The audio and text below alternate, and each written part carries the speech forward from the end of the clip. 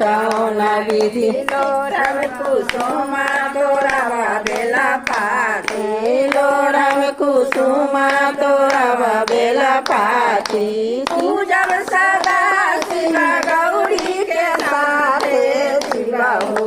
उतरम पार कौन विधि शिवा हो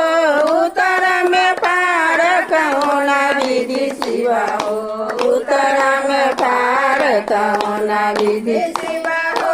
उतरम पार कौन विधि शिवा हो उतरम पार कौन विधि नाही कैली जो राजा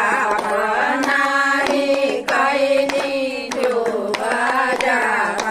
नाही पूछू दान जगई न पवन करते करते आन शिवा हो उतरम पार कौन विधि शिवा हो उतरम पार कौन विधि शिवा हो उतरम पार कौन विधि शिवा हो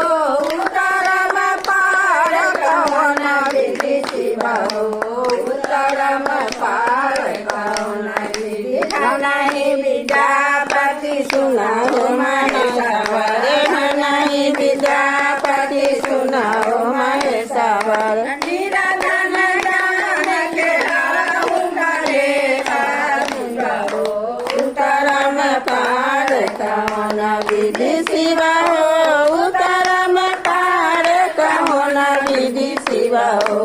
उतरम पार कौन विधि।